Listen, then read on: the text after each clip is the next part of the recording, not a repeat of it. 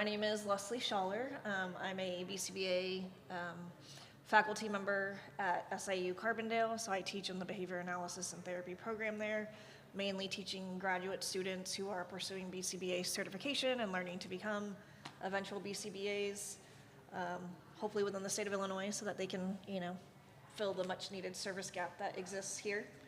I was supposed to have my co-presenter, who unfortunately wasn't able to be here, but this work, as I'll mention in the next few slides, is definitely a shared partnership across multiple professionals, including students, so I do want to make sure that I give them a shout out. But like I said, this is an ongoing project, so I'm going to share some of the data that we've collected thus far, and then there may be some, or there are some areas where we're still in the midst of trying to, get the finalized data, so stay tuned for that, but I will definitely highlight the data that we do have so that we can talk with you guys about that. All right, like I mentioned, I do want to thank all the people that contributed to this research and this project, including a couple graduate students who were definitely essential to making this happen. Thank you to TAP, who obviously is holding the conference, but also for their funding support of our program. And then we also received a small grant through SIU, which helped to make this project possible.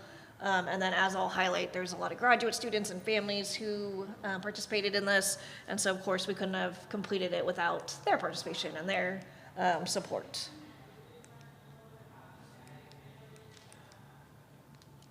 Sorry, I was trying to see if this clicker works, but I don't think it does. Okay, no clicker. That's fine. All right. So as I mentioned, this is definitely a collaborative approach where we have myself, who's a BCBA, as I mentioned, but also we have some SOPs, both at the doctoral and the master's level.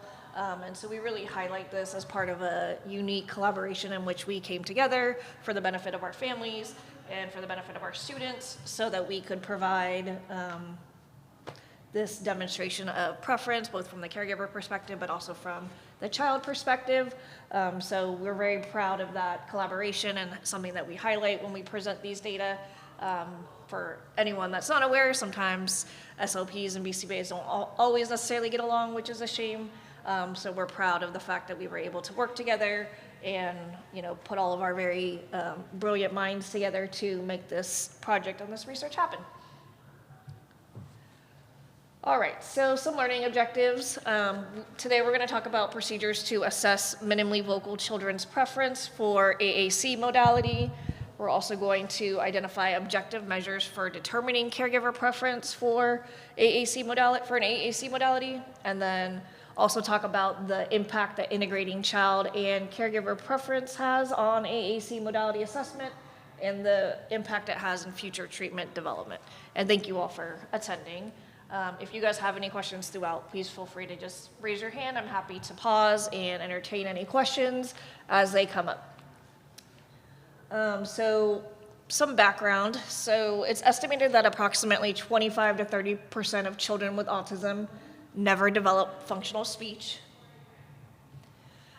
So for this population, they often will rely on what's called augmentative and alternative communication, which I think you guys are probably familiar with if you're here, because it must be an area of interest, I would presume. And so using AAC of some sort, and we'll talk about the different options here in a minute, has been found to improve functional communication, decrease challenging behavior, and can enhance natural speech and social communication. So there's a lot of benefits of AAC that have been found, specifically also related to autistic children who rely on AAC. Some of the benefits, there's, like I said, numerous, so I'm not going to be able to list them all, but pertain to requesting or manding, if you're familiar with ABA language, but I'm trying to use more general language so that, given that the audience isn't all coming from a behavior analytic background, language modeling, and the list goes on. So again, this list is quite extensive and I don't have time to highlight all of it, but there's numerous benefits for both the individuals that use AAC as well as their families and other communication partners. So when it comes to choosing options of AAC, if you have any background in this or are familiar, there's quite a lot of options that you can look at, ranging from low tech, which would be these things on the bottom here, and then all the way up to high tech. And so they range, of course, depending upon how technological you want to be. So simple as just printing out paper, using colored cards, things like that, all the way to more technical things such as speech generating devices, eye gaze trackers, those kinds of things as well. So there's quite a lot of different options that are available. And so the question becomes, what are the ways that we should be selecting or integrating these different options, right? When you have such a large array to choose from, how do we know which choice might actually be the best? Some children or all children have different skills, all individuals.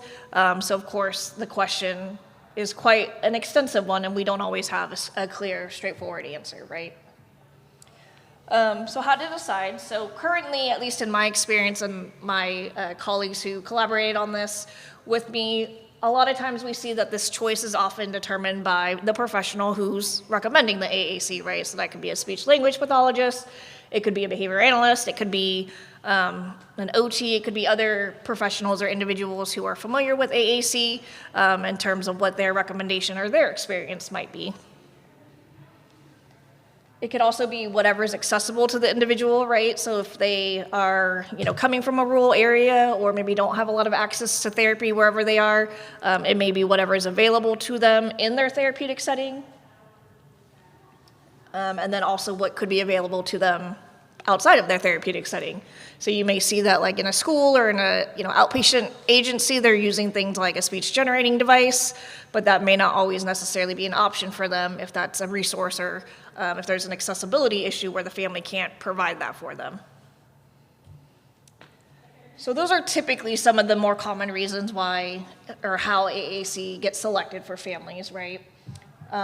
But some of the research has found that professional recommendations are usually based on very brief contact with the individual, right? They come in and they do an assessment and they spend 30, 60 minutes or so with the individual, and based on that they recommend this child will use PECS or this child will use a speech generating device, etc.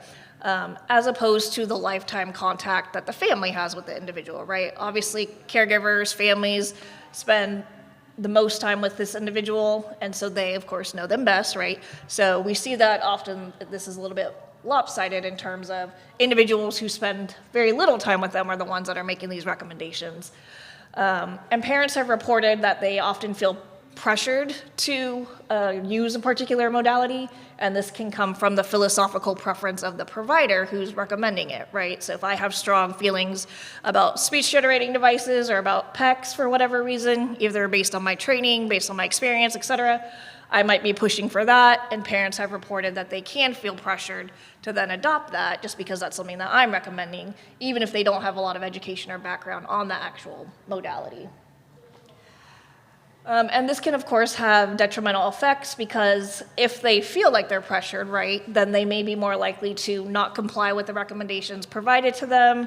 There may be a communication breakdown, and eventually there may be what's called device abandonment. And device abandonment is essentially what it sounds like, right? So maybe they're recommended to use PECS or to use a speech generating device, and then they start to use it, or maybe they use it, sometimes and not consistently, and then eventually they just stop using it altogether, right? So this may be an experience you guys have faced where the individual may see the utility of it. Oh, my child's responding with it. It's effective, it works, but for multiple different reasons, they just stop using it at some point in time, right? So there's a lot of factors that go into this, which I'm not going to necessarily get into, but we do see that when there is device abandonment, that there's a worsening, or there can be a worsening of the effects of the disability experienced by both the child, the person that's using it, as well as others who may benefit from the individual using the device, right?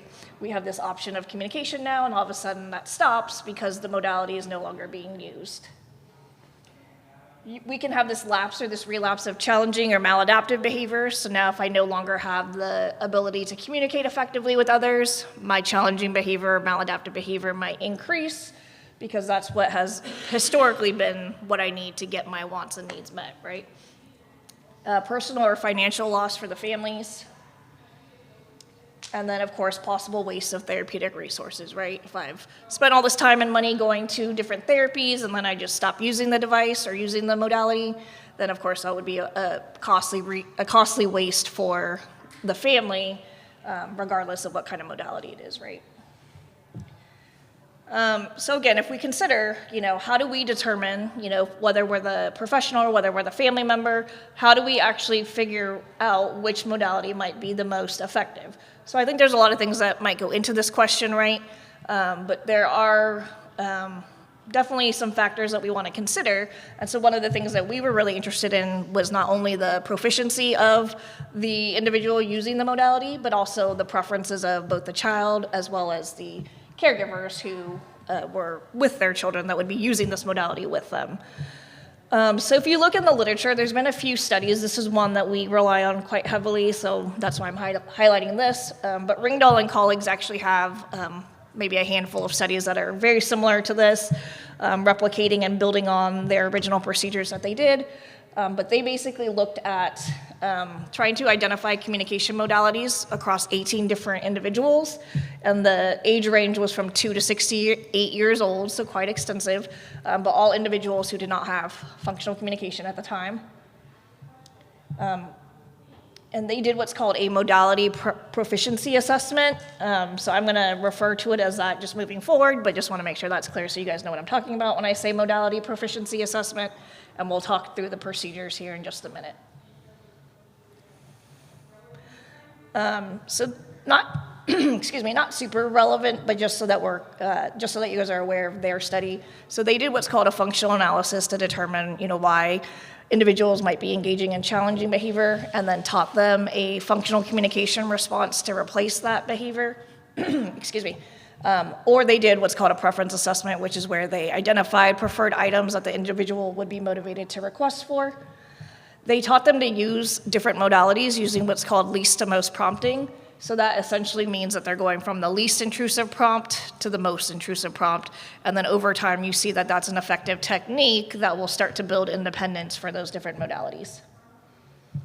Once they use the modality, so the individual pushed the button, exchanged the picture, etc., they would then gain access to whatever the reinforcer being used at that moment for 30 seconds or approximately 30 seconds. And then once they demonstrated proficiency on at least 2 of the modalities, so for example, the speech generating device or the PECs, they then did an AAC preference assessment, which I'll walk through too in just a minute. But essentially that, and I'll show you guys the video here in a little bit, but essentially that includes presenting all of the modalities that they mastered or were proficient on at the same time, so simultaneously, and then contriving those situations for them to request, and then seeing which of the modalities that person chooses. So if I have access to the Big Mac and to the PECs at the same time, do I choose the Big Mac or do I choose PECs? And then whichever one I choose more frequently or the most would be the modality that is deemed the most preferred. And we'll talk more about that. So they found that they were able to identify 2 or more modalities that had stability or increased responding over time for all of the individuals, and that once they did the preference assessment with them, they all demonstrated a preference for one of the modalities. So I think in general there's been this hot topic, trendy discussion about incorporating client choice or participant choice into either research or treatment or all of the above, right? So what are the benefits of this? Well, we know that when individuals are given the choice, right, we can see this increased autonomy that builds for them. We see increased independence, so of course we want to always promote that and encourage independence across the lifespan and across multiple different areas. And arguably it increases happiness, right? I don't think we have a ton of data yet on this, but I would argue, and I think a lot of people would argue, right, the more autonomy, the more independence an individual has, most likely they're happier, right? Because they can do things on their own, they can be more independent in the community and otherwise. So we also want to consider participation from the caregivers, right? Especially if we're talking about children, who's the primary population that I work with, just because when you have young children, of course you have some kind of caregiver that comes along with that, right? So we want to think about more opportunities for collaboration with caregivers as well. And we do see that with collaboration, that this can lead to multiple benefits, such as increased treatment acceptability, treatment adherence, treatment integrity, maintenance, and generalization. So we see lots of positives that come about as this with our collaboration with the individuals who take care of the children or take care of the clients that we're serving. So of course this should be an area that we're all very interested in and want to increase so that we can have these definite treatment gains. So a follow-up study to the Ringdahl one that I just reviewed quickly was by Livingston and colleagues. And so they were interested in not only identifying the modality proficiency, or completing the modality proficiency assessment, I should say. So again, looking at which modalities are most proficient by individuals with autism and other developmental disabilities, but also the preference of both the children and the caregiver. So they added in this extra layer of caregiver preference as well.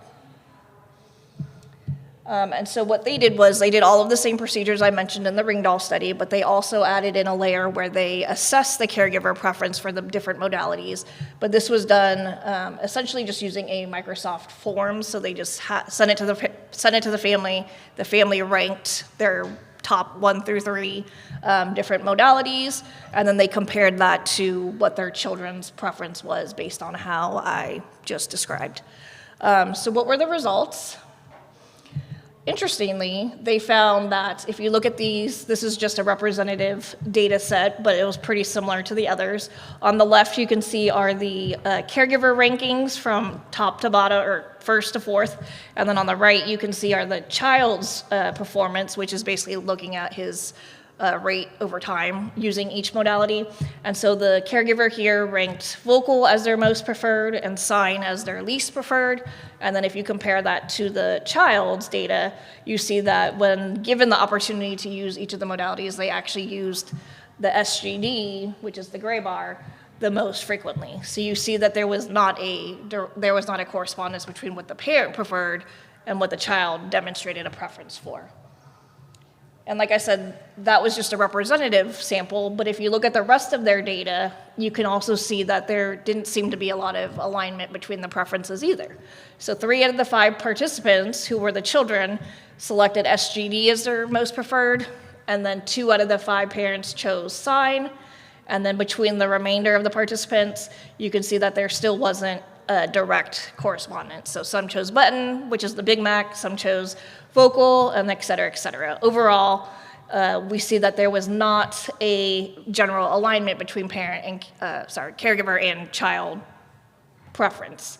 So they talk about, and this was really one of the first demonstrations that looked at both the caregiver and the child, because previous to this, it had been mostly focused on the child. So they talk about this ongoing process is needed to account for shifts in preferences from both the parent and the child's perspective. So that leads us to some of the current research that my students and I and my colleagues, like I mentioned, have been conducting.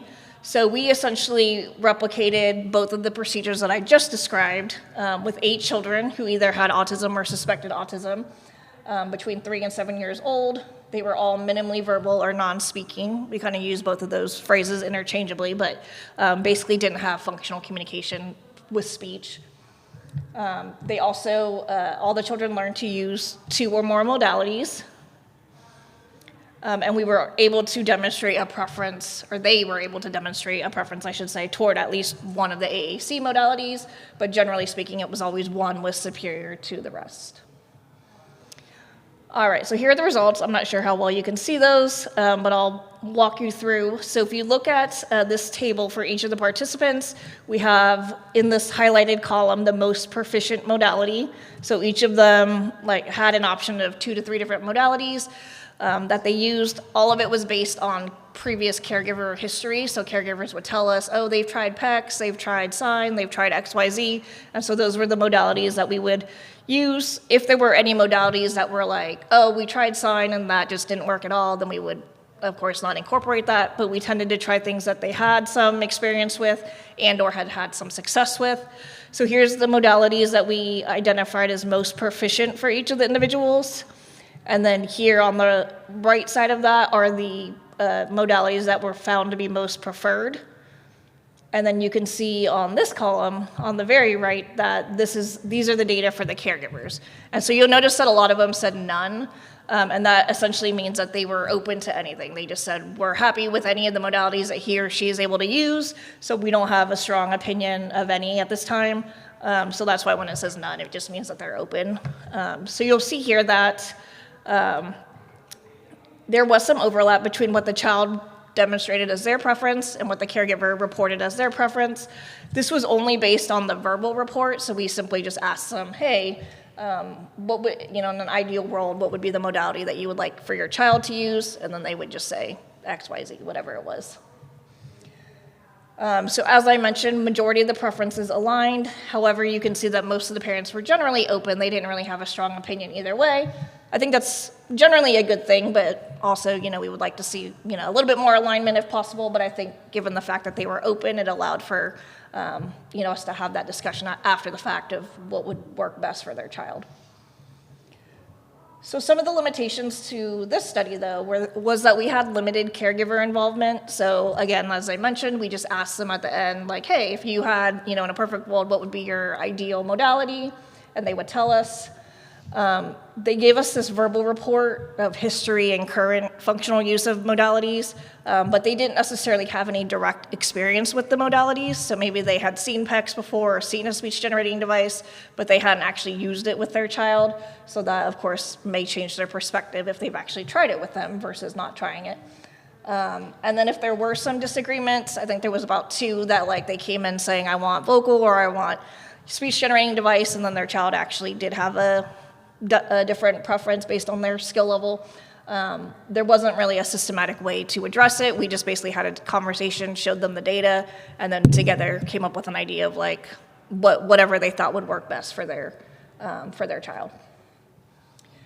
So we wanted to build on this for the current study by having the parents actually experience using the modality with their child, because in my experience, we find that, seeing somebody use PECs with a child or seeing somebody use a speech-generating device with a child is one thing, but actually going in and trying to use it with that child or with your child is quite different and can help you understand the limitations and advantages to using that modality, which could then change your opinion. You might say, oh, I didn't like carrying around the speech-generating device. It was too hard to remember, or I didn't like having to manage all the pictures in the PECs book, or whatever it might be, right? So having this direct experience with the modality might actually change their preference from the beginning toward actually using it with their child in the end.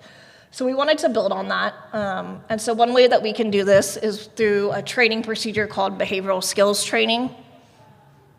Is anyone familiar with this? Perfect. All right, so behavioral skills training has been found to teach a variety of different skills. Again, not an exhaustive list, but just to kind of give you some ideas of things that have been successful with. And then it's been used across a variety of different populations, teachers, caregivers, staff, individuals with disabilities, and has been successfully used to teach whatever the skill is that is being targeted. So the basic components are some kind of instruction, typically a written instruction that you provide, modeling of that target skill, rehearsal, so having the individual practice the skill with you, and then delivering feedback on their performance. So those are the basic components. So one of our graduate students did her thesis, and what she did was she actually used BST to teach 2 other graduate students who were in the Communication Disorders and Sciences program to implement the AAC modality and preference assessments. So she used BST and did this through telehealth because she actually was no longer in the area, so she did this virtually. And she did 2 different phases. So the first one was that modality preference assessment, and then the second one was, the first one was the proficiency assessment, and the second one was the preference assessment. So she taught both of these using, like I said, a BST training model.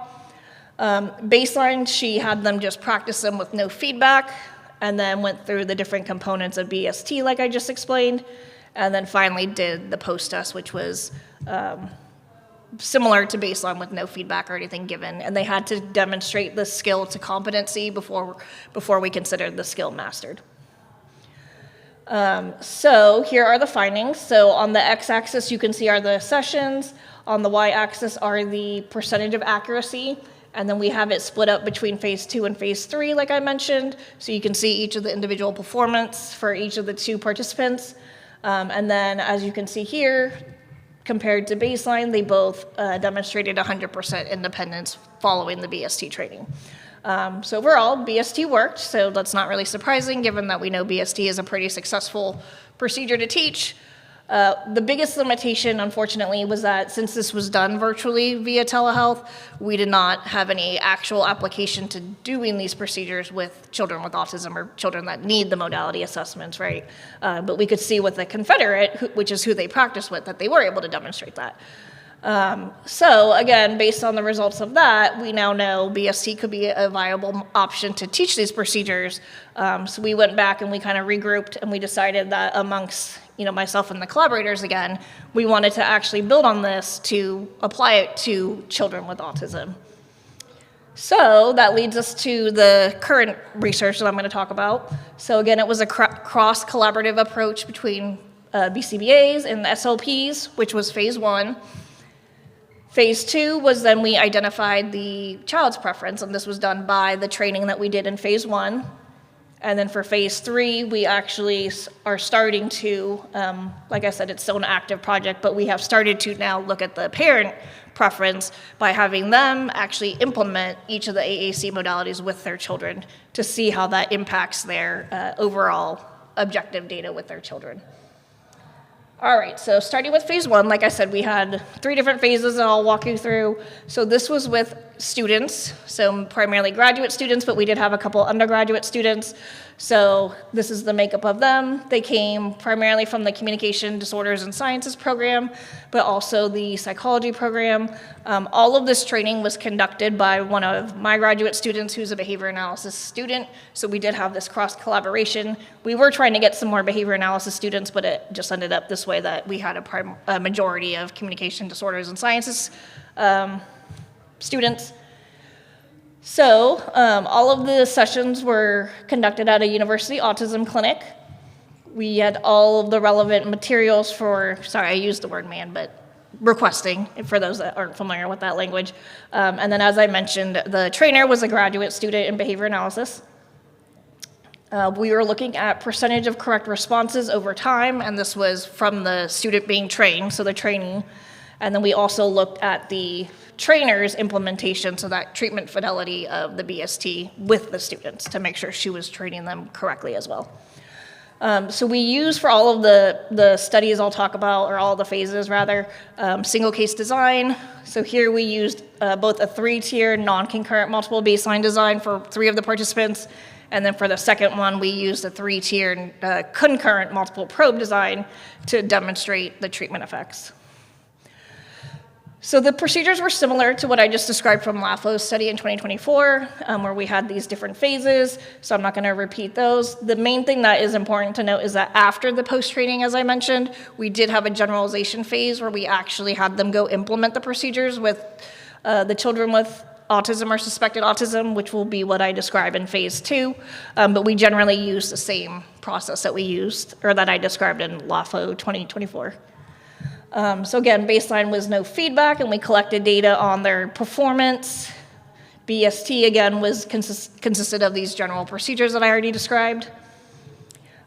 Here we showed a PowerPoint for the instruction component of BST, and this was something created by students where they went over what AAC is, they went over the different advantages to each of the AAC modalities, and then also kind of explained the importance of it, et cetera, et cetera. And then for the modeling, we still use video models just because these were already created. And so just as an example, see if this works. I won't show the whole video, but just to kind of give you an idea of my turn. What it looks like. Whoops. Sorry, just realized you guys can't see that.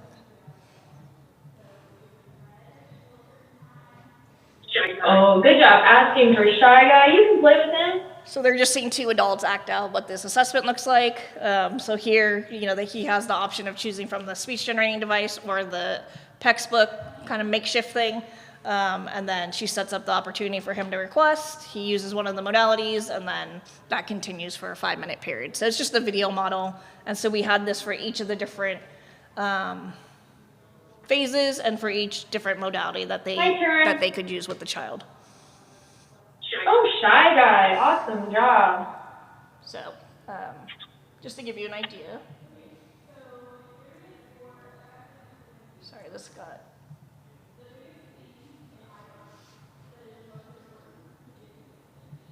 Okay. And then we moved into the post-test, which was identical to baseline, so no feedback was given, and then we assessed how they did with BST as the main independent variable. So for the results, we saw that all 6 students learned to implement both My turn. procedures to mastery. Oops, sorry, the video is still playing.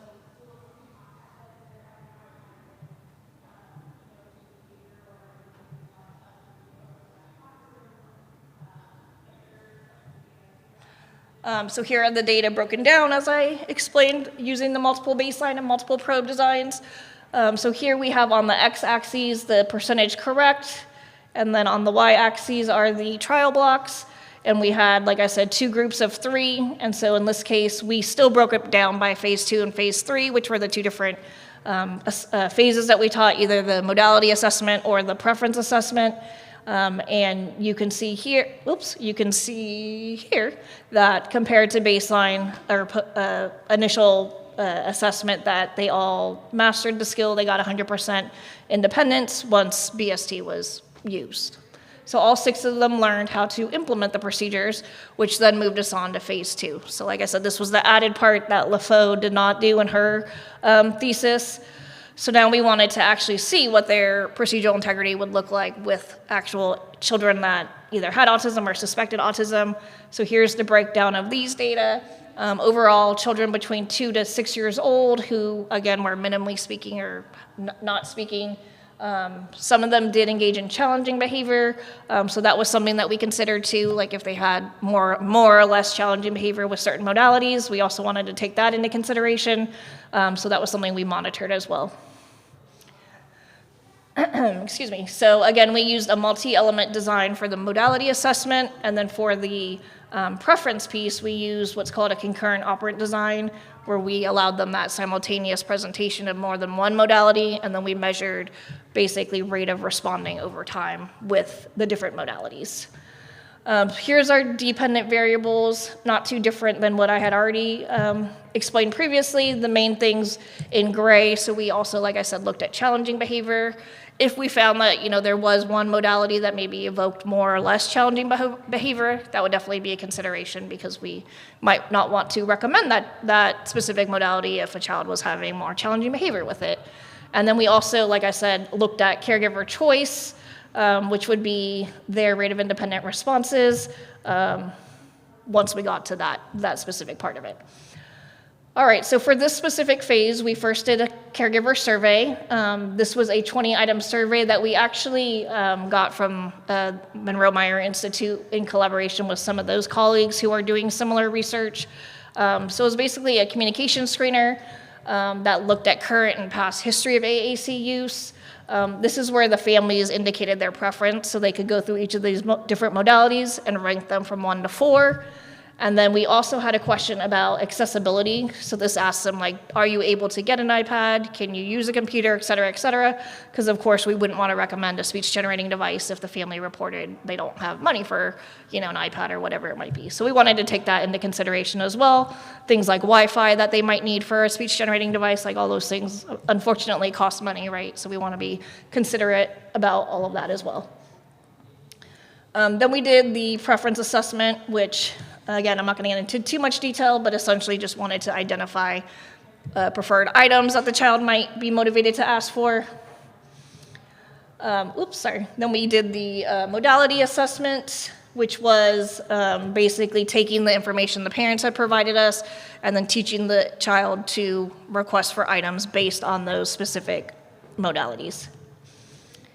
So again, here we're replicating the procedures by Ringdahl and colleagues in 2016, as I mentioned, taking into consideration each individual's past history, and also based on observation of that child and what their current levels of skill were. We used least to most prompting, as I described, and then we did this until the kids met a proficiency criterion of 80 to 100% across at least 2 or 3 trial blocks. We used their most preferred item from the preference assessment to contrive opportunities to request. Each modality was presented singly, so we only used a Big Mac for the 5 minutes, and we only used a PEX book for 5 minutes, et cetera, so that they only had the opportunity to request using that specific modality, and then we provided prompting as needed. Here's just a few examples of what that looks like.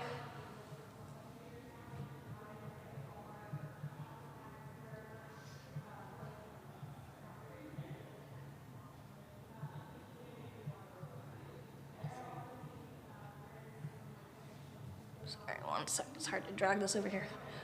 So in this example, this is an individual using the Big Mac button to request. Dinosaur! You can have that dinosaur. Good job asking, George. Good job. Wow, that dino's tail, does it bend? Oh, sorry, guess that was the end of the video. Dino! George, look!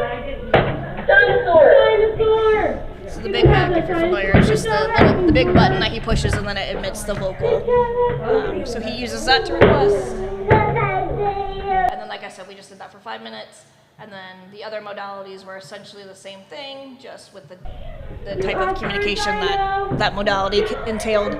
Oh, there you go! Thanks for asking, George. There you go. So obviously, in this case, this child's asking for dinosaurs and using the modalities. Thank you, George. He's a dinosaur.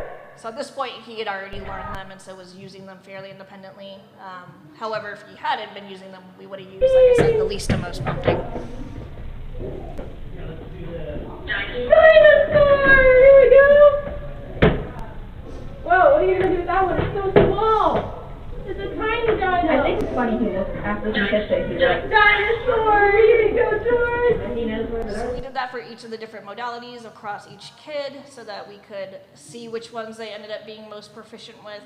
So in this case, for this child, he actually learned all 3 of them because he became proficient with all of them, which was great, even though he originally had no functional means to communicate. Sorry, it's not letting me. There we go. All right, and so then after the modality assessment, we moved into the preference assessment. And so as I explained, they were given all 3 or 2 modalities at the same time. At this point, we did not provide any prompting because they had already learned it in the modality assessment, so they shouldn't need prompting. And then we just measured whichever response that they allocated most of their responding toward. That would be the modality that we would deem as the most preferred. And then, of course, once they did use whichever modality it was, then we would provide them access to the reinforcer for a brief period of time. And then, kind of like what you saw in the BST video, here's just a quick example of what that looked like. yeah. So he has access to PEX and the SGD, and so he can use either of them. And we did counterbalance the positions just to make sure it wasn't like a position bias. But that's essentially what it looked like, was just both or all modalities presented, and then they could use whichever one they wanted.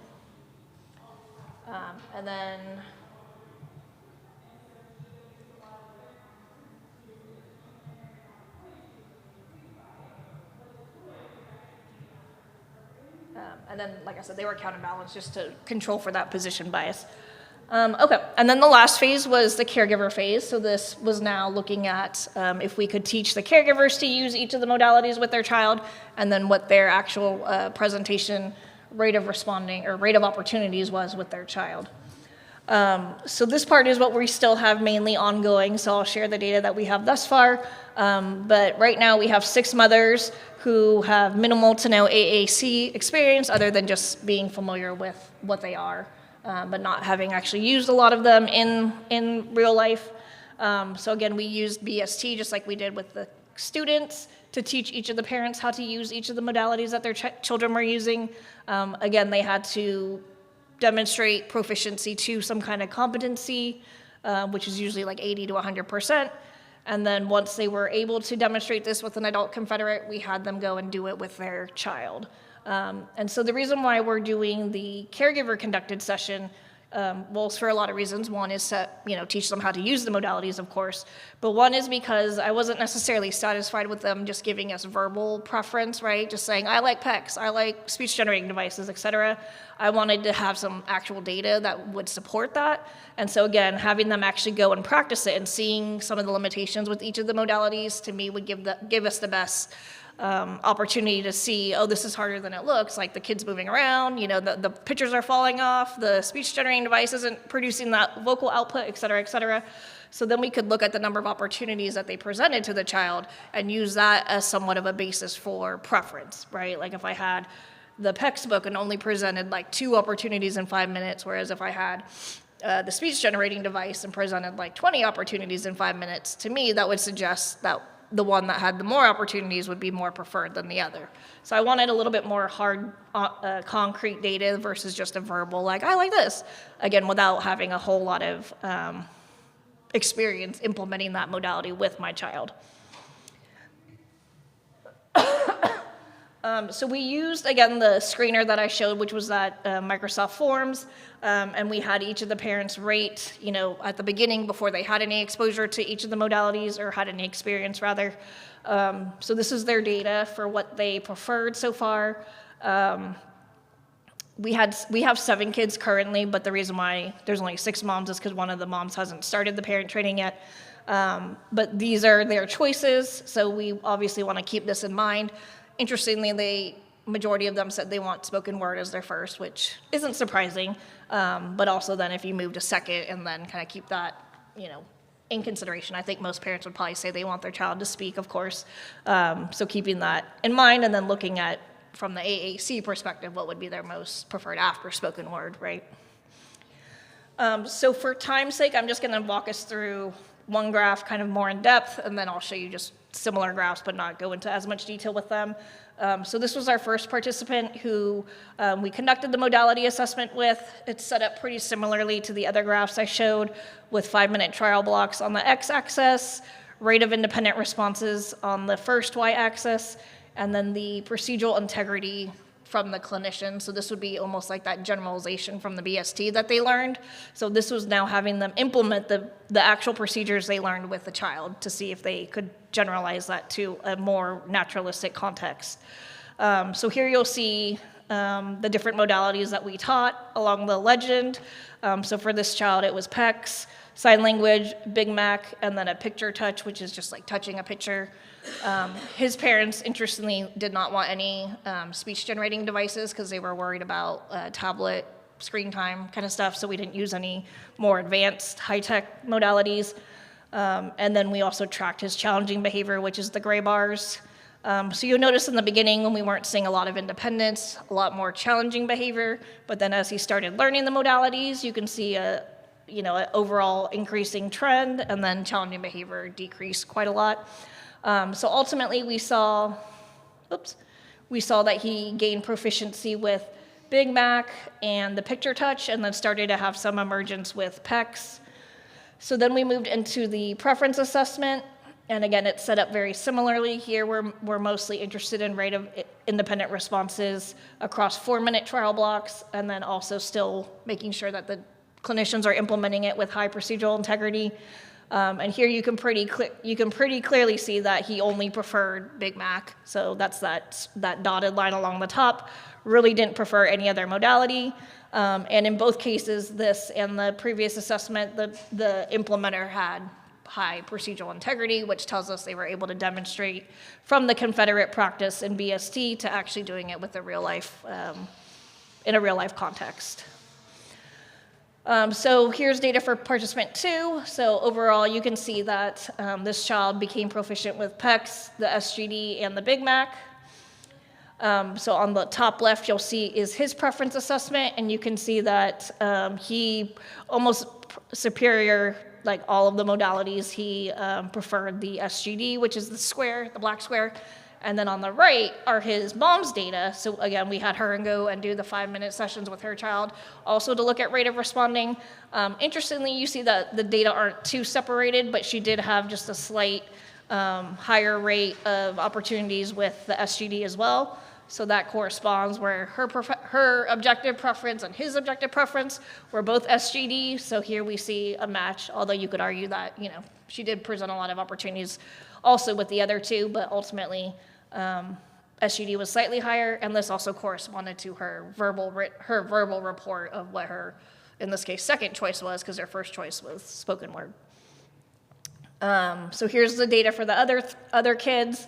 Again, you can see that SGD for a lot of them, which probably isn't surprising, ends up being their top preferred when given the option between other modalities. Same thing for this child. However, you might notice that there's only 2 sessions, so we need one more for her. But so far, it's looking like SGD has a slight preference over the other modalities. And then these 3 kids, they're still working on their modality assessments soon. I think the top 2 on the left-hand side are close to being done. And then the 7th participant on the bottom right is still, actually only had like 2 sessions so far, so still ongoing with data collection for that guy. All right, so overall, here's the summary. And like I said, unfortunately, a lot of it's still TBD, which we were hoping to have more of this finished by the time we had this presentation. But overall, you can see that most of the kids, at least thus far, that have identified some kind of proficiency are either leaning toward SGD and or have demonstrated preference for SGD. The first case, again, didn't have SGD because that was the one that the family didn't want any kind of like screen time. So that's why he did not prefer SGD, because it wasn't an option. But for the other 3, 2, 3, and 4, most likely it'll be SGD if not already. And then once we get to the point of the preference assessment for the bottom 3, we'll continue to assess that as well. All right, so overall, some of the findings. BST, as I mentioned, was effective at teaching the AAC procedures to clinicians. Overall, the students were able to effectively generalize their skills to real-life application with the autistic children, and a majority maintained high procedural fidelity. We did have one student who had a little bit of trouble, needed a little bit of booster retraining, but the other 5 students all maintained high fidelity overall. All of the children that we've completed the procedures with thus far have or met mastery criterion on at least one modality. 3 out of the 3 demonstrated a preference for one modality. And then the one caregiver that we did do the 5-minute sample with for each modality did demonstrate, again, slightly a preference for the SGD, but the other 2 were pretty close in time. And then we have, like I mentioned, considered challenging behavior for all the participants, just to make sure that if there is a modality that seems to have more challenging behavior associated with it, then obviously we'd want to avoid that one. Here are the data as far as the proficiency. So when these options were available, you can see that most of the kids did best with the SGD at 100%, and then 100% for the Big Mac as well, and then 50% with PECs. And PECs and sign are actually the 2 that seem to be the hardest to teach. Those 2 either evoke a lot of challenging behavior we've seen across both of the studies that we've completed so far, and or are just very hard for them to learn independence on. So that's been kind of an interesting finding. Preference-wise, we've seen that, again, for the 2 that had SGD, they preferred it when it was in the options available. And these findings are consistent with a review that came out recently by O'Brien and colleagues, in which they found that a majority of the studies that do these assessments, the kids prefer speech-generating devices over other modalities that are present, which probably isn't too surprising for most of us. And that's also consistent with what we found in our study from from what I reviewed in the intro when I went over our previous study. Other things that we found was that we completed caregiver training, and they were all able to, at least thus far, have been able to demonstrate the procedures with their kids. We're still gathering data, though, on several of them. So preliminary objective data, as I mentioned, may support advantages and limitations of each of the modalities. So again, they actually practice using the PECS book, actually practice using the SGD with their kids, and then they can kind of experience the difficulties with any of them, and then that can inform their overall preference. However, we need to continue to collect this data with the remainder of our families. Overall, our findings support what Ringdahl and colleagues and other authors have found in regards to using objective data for AAC selection. We also involved our caregivers pretty heavily, like I said, in that initial decision-making, but also as far as the ultimate decision of which modality to use based on their preference data. We have demonstrated and also, replicated Ringdahl studies in regards to incorporating client choice into AAC modality selection. And then we want to continue to use our preliminary data for the caregiver objective data to help support the advantages and limitations of using different types of AAC modalities, because of course they all have their own limitations and advantages, and they're not always feasible depending upon the context, right? All right, so to wrap up, just some limitations. So caregiver observation, so in regards to the caregivers observing, so the way that our clinic is set up is that the caregivers can observe their child's sessions at all times. So that could have influenced somewhat, like them seeing how their kids were doing with each of the modalities. We are looking at doing like a pre and a post ranking to see maybe if they're coming in and having one set of preferences for whichever modality, and then how that changes based on all of the variables that could be happening throughout the course of treatment. But as far as we still want them to be able to observe their kids, so that part is a little bit challenging to kind of rule out, but that could be influencing, of course, their ultimate preferences. Right now, we've primarily limited to mainly young children. Again, in Ringdahl's study, you notice he had up to 68 years old, which is pretty cool because they had older individuals. So our data are specific to young children, of course. Some other feedback we've gotten, especially from the SLP side, is that we've only been looking at manding or requesting with our preferences. And so I think other people that use AAC, like speech pathologists, would like us to do a little bit more with the other communicative functions. And then we need to gather social validity data, both from the parents, but also from the clinicians who underwent the BST training, just to see what they thought of the training, what their experiences were like, et cetera, to make sure that, even though it's effective, hopefully it's still somewhat enjoyable and acceptable for them as well. All right, and then some future directions. So we still need to talk about what to do if there are preference mismatches. So if mom prefers one modality and the child prefers a different one, right? What do we do about that, and how do we kind of solve that? Especially if they're all equally effective, right? Is it better to go with the child's preference or the parents, or, we don't really have an answer for that at this time. But that would be a general question, I guess, for any kind of preference mismatch in the general treatment realm. We also need to make sure we do generalization and maintenance. And actually, I will have time to show a short video, but we want to make sure that if we are recommending certain AAC modalities, that we follow up and we see, in 2 months, 6 months, 12 months, whatever, how is that family doing with using that specific modality, and is it something that they've continued to use, hopefully decreasing or mitigating some of that device abandonment, right? As I mentioned, other communicative functions beyond just requesting, more replications, especially with that older population or other diagnoses beyond autism, and then effects on overall adherence with using AAC and other treatment, just to see whether incorporating caregiver preference actually does help with that, right? Because I think that's still an empirical question that we don't necessarily have the answer to yet. So I like these videos because it just kind of shows both of these kids we used in our paper for the under review paper, but went through all the same procedures that I mentioned. And it's cool to just see kind of where they are now. So I like to show these examples because I do really think it's important to highlight generalization and maintenance, of course. So this is one of the kids, this is that same kid you saw that was asking for dinosaurs. So this is him now. Requests. Animals.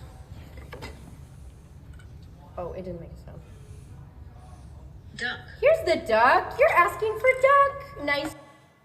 So this kid's pretty amazing because he is now able to scroll through his iPad, and he can go through his folders and do the different categories and knows the animals are the animals, the food, et cetera, et cetera. I haven't actually worked with too many kids that are able to do that, so I was pretty impressed by him. So he's still using his SGD, and mom is very good about bringing it to session and making sure that it's charged and all the things, and she reports using it at home. This was another kid that we taught, so we did all these assessments with him, and then we worked on traveling to his SGD because it turned out that like he used it, but if it wasn't directly in front of him, he was just like, kind of too much response effort, right? So we taught him to actually travel to his device so that he could bring it to the listener and then request for what he wanted, right?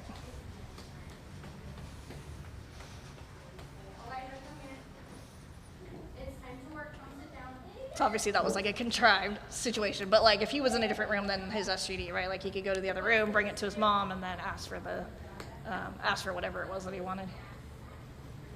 Thanks for telling me, friend. There's your train. You couldn't hear, but I guess it said train. So so those were a couple of the ways. Like once we identified what their preferred modality was, in both cases, obviously it was the SGD. Then we expanded on that by teaching them more functional skills to use with them, so that again, hopefully, we would see less of that device abandonment and more adherence over time. Oops. All right, and that is it. Oops. So thank you guys. We have 4 minutes. If you guys have questions, 2:15, right? Yeah. So we have 4 minutes. If you guys have any questions, I'm happy to answer any. Yeah. So I worked in a couple ADA clinics before, and I'm not too familiar with the Big Mac. How does that, The Big Mac. Mm-hmm. do you type the word in that you wanted to say, or do you? Yeah, great question. So you actually, it has on the bottom, it has like a little, or on the back of the button on the top, you just like push in the little button and then you record, and you just like record like dog, and then they can push it and it says dog. So it's like our voice, the adult's voice. Have you noticed what kiddos or anyone, what they really go to after that, like for banding? I was wondering if maybe they go for a speech generating device so they can still hear it, as opposed to like. Yeah, I mean, I don't know if we necessarily know yet why they prefer like one, like SGD or Big Mac, but I think a hypothesis is because like those two do produce vocal output. Probably the SGD also because it may be familiar just from like a tablet or, right, yeah. And then I do think that topography, so like once I learn, I just push the button. Like you can do that with the Big Mac, you can do that with SGD, like the card touch that some of the kids do. Like it's the same response, it's just different modalities, right? But they can generalize that response across different modalities, whereas like PECs, I think, and sign, I think, are much more effortful, right? Like you have to take off the picture, you have to hand it, and then also sign is like a lot of fine motor coordination that a lot of the kids don't have, or at least don't easily have. So I think that goes into a possible hypothesis of them preferring modalities that are less effortful, or at least have a more generalized response, as opposed to like PECs, which is more specific, and then also sign is very specific too. So our results are, like I said, pretty consistent with other literature that shows similar things, but also, like I said, I don't know if we necessarily know why yet, but it's still, those hypotheses I think make sense to me, and I think is what some of the other literature has kind of asserted as well. Good question. Yeah.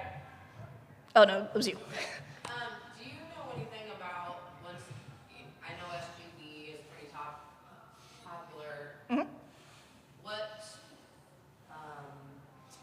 were you using for SGB? Which program? Yeah. Oh, good question. Or do you know, like, if there's a brand or a certain one you recommend? I know that's a whole nother ballgame, but like. Yeah, so we use primarily Snapcore, like Tobii Dynavox Snapcore and Proliquo, but I actually prefer Snapcore a little bit more because I just find it to be a little bit more user-friendly as far as like programming and moving the stuff around.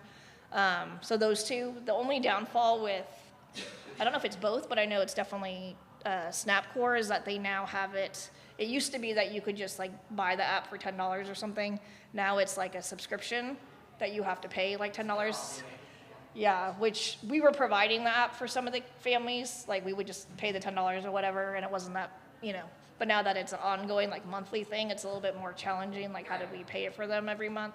But I do know that if you have SLPs that you work with, or are in your clinic or wherever you are, they can use their ASHA numbers, their ASHA certification numbers, and then I think they get like a free account, so that could maybe help. Not through BCBAs, but ASHA.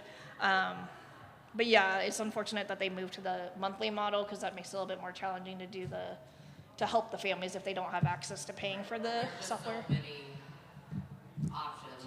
Yeah. So that's like, you know, you decide finally on SGD, and then there's 10 different programs, you know, and your kid's already, like, my daughter, for example, is already 5, and we've tried 2 different programs, and we know, like, we like this one better than the last one, but it's like, and it's working pretty well, but how do I know that one of the other programs would be Yeah. a better fit for her? You know, And when I you- mean, like, we want her to communicate as best possible. Yeah, of course. But it's like, how do you?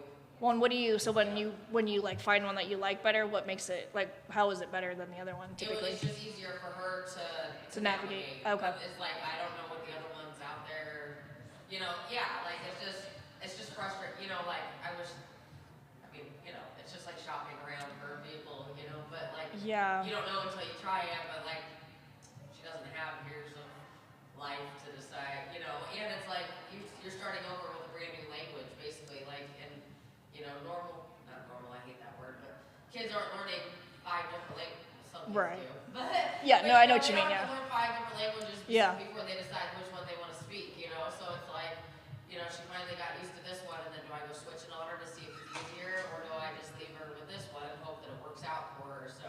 Yeah. It's just kind of. I mean, if she's successful with one, unless there's like other barriers like later And on. she is, it just seems like, you know, some things are difficult, you just don't know if it's the right choice. you Yeah. know, It's just a hard. Yeah, the one thing that I think is interesting that I also kind of want to look at is like going, because you might see like on the array grid size, it's like a 4x4, 3x3, whatever, and it's like a lot for some kids to like, discriminate across different pictures. Looking at more like systematic ways to teach that Well, because. They told us not to take away a lot of the pictures, because then it's like I'm taking away part of her language. Like Yeah. I'm putting a barrier on her. So like I've seen things that said like start with, you know, kids start out only using 4 or 5 words, so only give them 4 or 5 words, and then other things said, but you're cutting off, you're like putting a barrier on her language skills. So Yeah. don't take away those things. So it's like, Yeah, you know, you just don't know what's right and wrong, and there's not. Yeah, there's no research out there. I've had this conversation with some of the SLPs that, like I mentioned, so they like to use the program, like the software, to like do what's called language modeling. So like if you're playing, I might be like, oh, you have a purple duck, and like use the buttons to talk about what you're Yeah. doing. Whereas I come from more of a like requesting approach, and I think that's kind of how Yeah. BCBAs and ABA people come from. Yeah. So I think it's different like philosophical training. Yeah, 'cause my daughter's speech therapist just communicates with, like, they just have conversations back and forth, whereas I just make my daughter Yeah, tell me what she wants, but she's like, no, you should just be yeah. using it like you're talking to her, just, you know, and so. And I don't think that's it's a bad- learning curve for sure. but- Yeah, I don't think using it to talk, I think that's actually a good thing. Like, I think Right. that can model good language but it's opportunities. hard, and so I understand the parents, like, Yeah, getting frustrated or just abandoning it, because, like, that's not how I learned to talk, so it's not, I don't want to use it, because I don't need it, you know. right, but right. It's easy Yeah. to just toss it to the side. Yeah, and I think, I mean, there's still a lot of research that Yeah. needs to be done to better understand, but I think, yeah, like, we just need to have better, Yeah. and I don't know, maybe the answer is it's not like the SLP way or the ABA way. It's like Right. we both come at it from Yeah, different, for sure. you know. But yeah, all things I've heard too, as far as like, oh, we should have the big grid size so that we can model, but then that might make it more challenging for the individual using it, right? So then it's like, well, so sometimes we do different profiles, or we do different, like one grid size, or one screen might have like a large grid size that you Yeah. could do that modeling, but then when you want the kid to actually request, it's like a smaller grid size. So you could like kind of alternate, but that still requires like an adult to like kind of navigate that for them if they're not to that point yet. So And we got our mini iPad, because I was like, carrying around a big iPad seems like Yeah. such a big task, but like a big iPad might have been easier for her to see, you know, like. yeah, well, the iPad in general is, I know, a lot to just have to rely on and remember and carry and charge and all the things. So that's It's a why, lot. yeah. But Thank you very so much. yeah, thank you guys for coming, and it makes sense why there's